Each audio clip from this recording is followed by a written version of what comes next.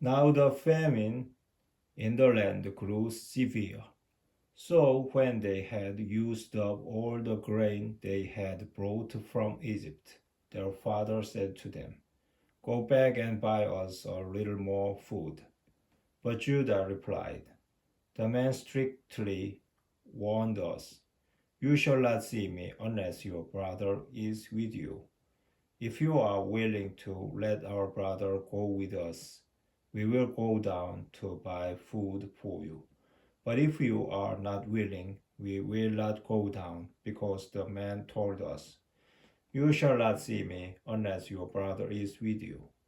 Israel demanded, "Why did you bring this trouble on me by telling the man that you had another brother?" They answered, "The man kept asking about us and our family. 'Is your father still living? Do you have another brother?' We answered him accordingly. How could we know that he would say, 'Bring your brother down here'?" Then Judah urged his father Israel, "Let the boy go with me, that we may be off and on our way if you and we and our children are to keep from starving to death. I myself will serve as a guarantee for him. You can hold me responsible for him. If I fail to bring him back and set him before you, I will bear the blame before you forever." Had we not delayed, we could have been there and back twice by now.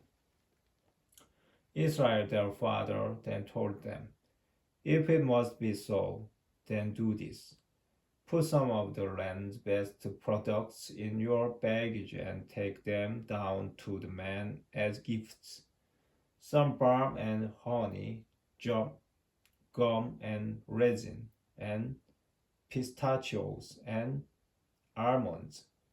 Also take double the money along, for you must return the amount that was put back in the mouths of your bags. It may have been a mistake. Take your brother too, and be off on your way back to the man. May God Almighty grant you mercy in the presence of the man, so that he may let your other brother go, as well as Benjamin. As for me, if I am to suffer bereavement, I shall suffer it."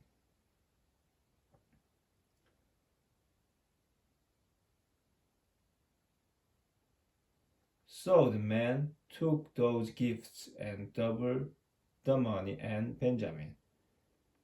They made their way down to Egypt and presented themselves before Joseph.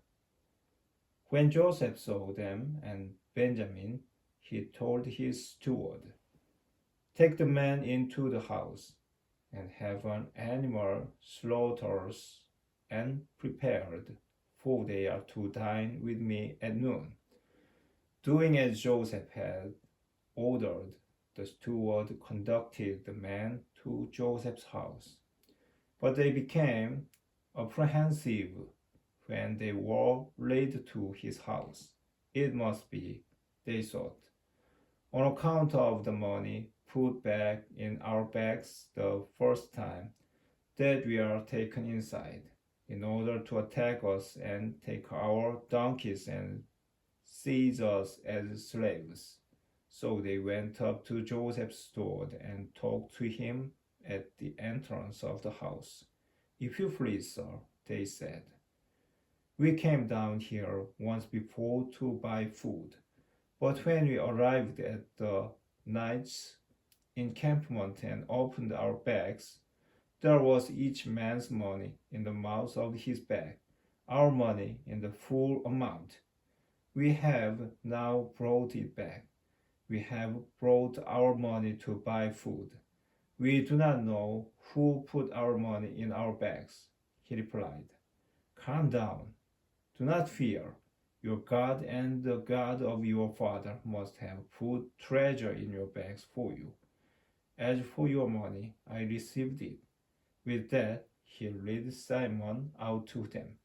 The steward then brought the men inside Joseph's house. He gave them water to wash their feet, and gave fodder to their donkeys. Then they set out their gifts to await Joseph's arrival at noon, for they had heard that they were to dine there. When Joseph came home, they presented him with the gifts they had brought inside, while they bowed down before him to the ground. After inquiring how they were, he asked them, "And how is your aged father, of whom you spoke? Is he still alive?" "Your servant, our father, is still alive and doing well," they said, as they knelt and bowed down. Then Joseph looked up and saw Benjamin, his brother, the son of his mother. He asked, "Is this your youngest brother, of whom you told me?" Then he said to him, "May God be gracious to you, my son." With that, Joseph hurried out, for he was so overcome with affection for his brother that he was on the verge of tears. So he went into a private room and wept there. After washing his face, he reappeared and, now having collected himself, gave the order, "Serve the meal."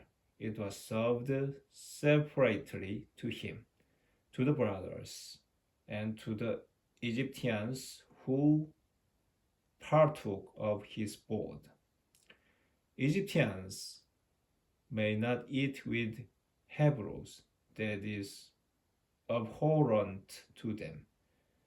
When they were seated before him according to their age, from the oldest to the youngest, they looked at one another in amazement.